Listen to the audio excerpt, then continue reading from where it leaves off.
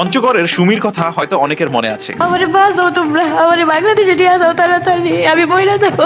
ফেসবুকে তার video viral না হলে সেও হয়তো কফিনে করেই দেশে আসতো। সৌদিতে অফিসিয়ালি দাস প্রথা বা স্লেভারি বাতিল করা হয় 1962 সালে। কিন্তু তারা কি আসলেই দাস প্রথা বাতিল করেছে? না, তারা এটাকে মডার্ন একটা রূপ দিয়েছে। এই সিস্টেমে একজন কফিল বা মালিকের হাতে একজন শ্রমিকের জীবন পুরোপুরি বাধা পড়ে যায়। পাসপোর্ট কেড়ে নেওয়া হয়, বাসা থেকে বের হওয়ার বা চাকরি পাল্টানোর কোনো সুযোগ থাকে না। মৌলভীবাজারে রিজিয়া বেগম 2019 সালে সৌদি যায় আর 2021 সালে তার পরিবারের সাথে যোগাযোগ বিচ্ছিন্ন করে দেওয়া হয়। দীর্ঘ 5 বছর পর যখন তাকে এয়ারপোর্টে পাওয়া যায় তখন তিনি তার নামটা পর্যন্ত বলতে পারছিলেন না, সন্তানদেরও চিনতে পারেননি। শারীরিক ও মানসিক অত্যাচারে তিনি তার বাকশক্তি হারিয়ে ফেলেন। আমাদের প্রবাসী কল্যাণ মন্ত্রী একবার বলেছিলেন, লাশ আসার পর মৃত্যুর কারণ নিয়ে প্রশ্ন তুললে বা তদন্ত চাইলে নাকি আমাদের শ্রম বাজার নষ্ট হয়ে যেতে পারে। রিমা আক্তার, নকল নাম, ভালো বেতনে চাকরির আশায় সৌদি গিয়েছিল। সেখানে তাকে 4 বার বিক্রি করা হয়। জি, ঠিকই শুনেছেন, বিক্রি। অবশেষে 6 মাসের প্রেগনেন্ট অবস্থায় তাকে দেশে ফেরত পাঠানো হয়। ব্রাহ্মণবাড়িয়ার আরেক নারী, সেও দেশে ফিরেছে 6 মাসের সন্তান নিয়ে। আর জানেন এই বাচ্চার বাবাকে? স্বয়ং তার সৌদি কফিল